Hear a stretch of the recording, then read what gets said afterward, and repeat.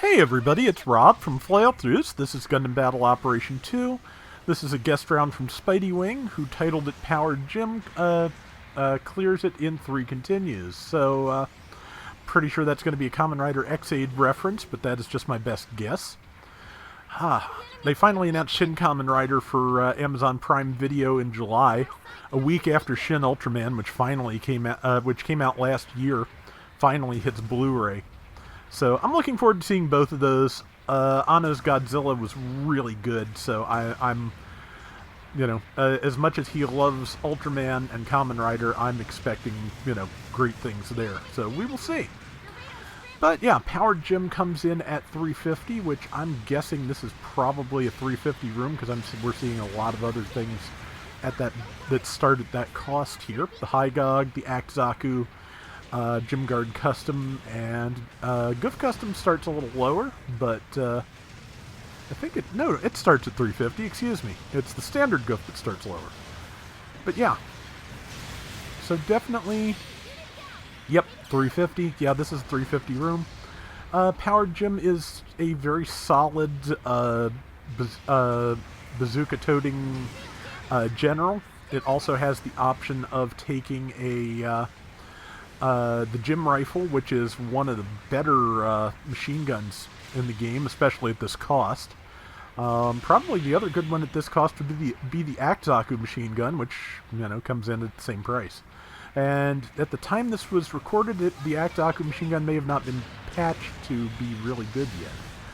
But yeah, Powered Jim has just really good, very solid play, decent power. And also does have the multiple double jump skill that was remarked on in the Gun Cannon 2 video a few days ago. I think they've upgraded it to also have air dash, but I don't remember. That may only be at higher levels. But let's see, that is a Zaku 1 Commander, which has type advantage that finally took Spidey down, but he got a good couple of kills before that happened. So, but yeah, it's... Powered Jim is still good. I haven't run it in forever. I ought to, because like I said, I think they patched it since I've run it, so may as well give it a look. But, let's see, 5.5 minutes left, slight lead, very early yet, so we'll see what happens. Let's see. There is, I think that's a Vish Donahue Goof, which it can be very dangerous, has some really good attacks, a heat rod, and a double dodge roll.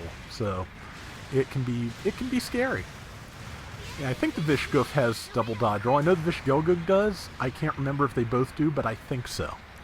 Man, my memory is bad today, but that's just how it is. Let's see, that Akzaku missed its downswing, so it is gonna get punished a little bit here. And downswing landed, so yeah, pretty about a third to a half of its health from that melee combo. It also, hopefully, most of that to the legs too, because that will, the more you can hinder the legs, the less you can be pursued, just for one thing. Let's see, sometime, yeah, okay, that's good. Somebody, not quite enough time to finish it off, but I was about to say, but the second it breaks its iframes, it's going to die. Somebody got it. There's something else down there ahead that can be attacked. Spidey's got 3 bars of legs left, so the Powered Jim probably does have enough boost tricks to that 3 bars could be tricky. If you do enough boosting and canceling, you could probably end up landing on your face, but especially since he took another hit and it's more like a bar and a half now. But that is, and that Zaku 1 Commander's kind of breathing down his neck too. Oh, there it is down there. I thought it was behind him. But, okay, but, never mind, brain bad. But, yeah. Good swing there. Yeah, this is kind of the fundamental of how a lot of general stuff ends up, playing. This was how, the core of the game worked for a long time, especially like through most of GBO1. You take a bazooka, you stun something with the splash, you melee them and continue. The biggest choices you have to make are, do you do the downswing, which limits the amount of future damage you can do, Or if you have enough boost left, do you just boost cancel out of your melee, give it space, and go back and get ready to stun it again? Kind of all depends on how you feel about your chances of keeping the drop on somebody, which can be hard. That Spidey did ultimately run out of legs, and that Vishgoof took advantage, so that, yeah, that does happen. But yeah, this is, like I said, like, this was kind of how a lot of GBO1 ran. It's well into GBO2. There's still things that run, tons of things that run this way. But I do feel like it's not as dominant a playstyle as it used to be. I think other weapon types and other playstyles have moved up a little bit, and as the cost range especially has expanded, different options have come up. I mean, in some cases that option is you have a stunning E-Pack beam rifle instead of a bazooka, and then otherwise just proceed similarly. But the more weapon options you have, the more the more the horizon kind of expands for you. Okay, bomb planted at the Allied base, that could definitely be a problem. As always, the question is, do you just, kill your way forward? Okay, good kill there, speaking of. But yeah, do you kill your way forward? Do you go back for the base? Do you try and plant a bomb in the enemy base? Or, because, if you leave it alone and the enemies don't go to it, if you, how do I describe the thought process here? If you go alone to try and defuse, which I've done, and it often ends poorly, you tend to end up losing your points. The points for your mobile suit, the base, and your team suffers because you're not with them.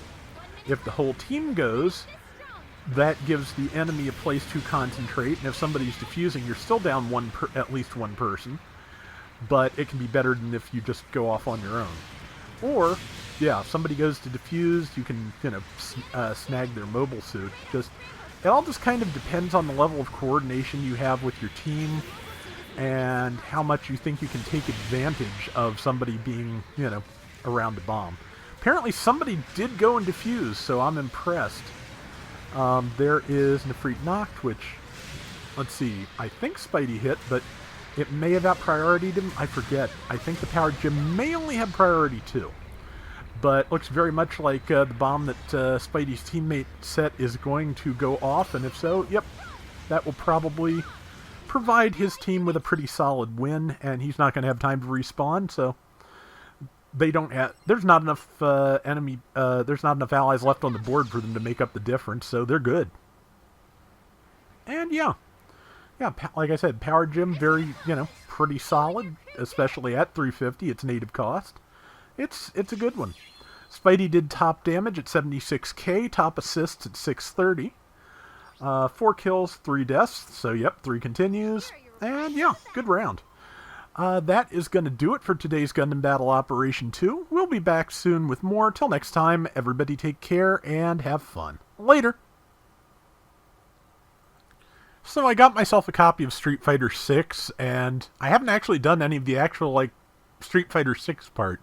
I've done the World Tour entirely up to now, which is just a lot of fun. It reminds me of Airgites, which, for the PS1, which shipped with a interesting little arcade fighter and also a side RPG mode that just was elaborate enough to be a game unto itself. And anytime a fighting game wants to do that, they have my attention, honestly. Airgites in particular had this interesting leveling system. Oh, the new chair does creak, neat.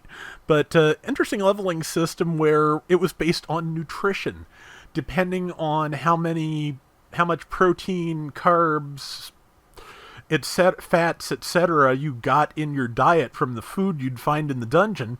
When you leveled up, it would be based on what your nutrition had been like recently. So, as I recall, carbohydrates translated to speed, which dictated not only your physical movement, but also your attack speed. So if you leaned into that fast enough, far enough, you could lock things down pretty hard. But I haven't played that in forever, but I kind of wouldn't mind going back to it at some point. For now, though, World Tour is definitely scratching that itch.